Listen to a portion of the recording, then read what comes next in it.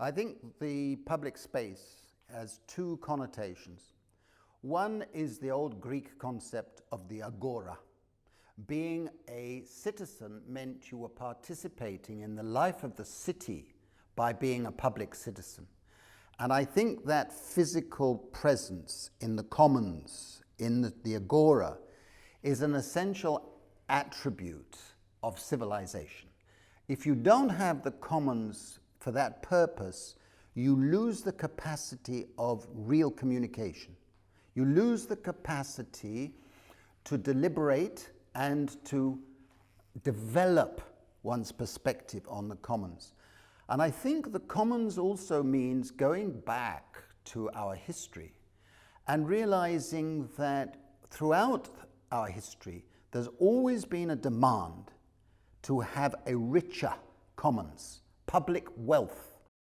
Everybody has the right to be a member of the commons, because in the commons you have the capacity to reproduce yourself, to reproduce your social character, and to interact and learn to respect nature and the need to reproduce nature.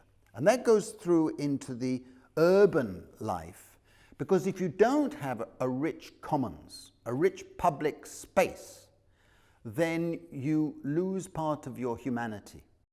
So to me, the commons is a vital area for political struggle, and for the precariat, the subject of my books, this is vital, because the precariat depend on the commons. I think there's always been a tension between the public space, the agora, and the market. Always been that tension.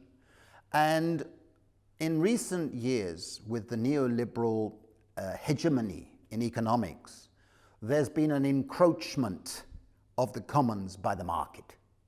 Everything has been subject to commodification. And so that the space for the commons has been shrunk as the market has moved in. What this has produced is what in English political economy was used to be known as the Lauderdale paradox. And the Lauderdale paradox was that as the market increases, private riches go up, but public wealth goes down.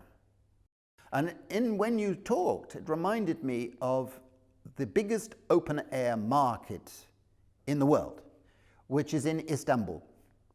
Now, at the moment, the local authorities of covering that market have privatized the marketplace. And in privatizing the marketplace, what they have done is they've turned over from the bazaar with small traders who were integrated in their communities, in their families, in their relationships. They've turned it over to the supermarkets and the multinationals, Gucci and all these things, which are emptying that public space of its soul, its very soul. And they've increased the size of the precariat because instead of being an independent trader with your sister and your brother and your sons and your grandfather being part of a little community, they've all become commercialized, and you've removed all those people. They no longer have a role. And one of the most iconic places in the world is an ancient Greek city which was lost for hundreds of years. And it was found in the 18th century in the south of Italy. And the city's name is Paestum, because in the middle of that city, in the middle is a big hole. Big hole. And that hole has layers of earth steps going down. And at one end of this big hole is a mound of earth.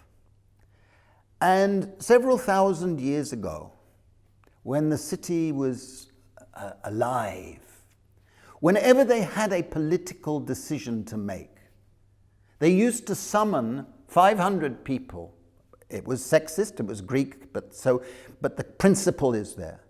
500 people to come to this mound and debate that policy. So anybody could speak, for, against, whatever. And at the end of everybody having a chance to speak, they had the vote. And for me, you stand there by that hole, and you go, it's emotional. Because there you have the cradle of democracy, the cradle of deliberative democracy, which is the public space at its richest. And it's a public space that we have lost, and we need it.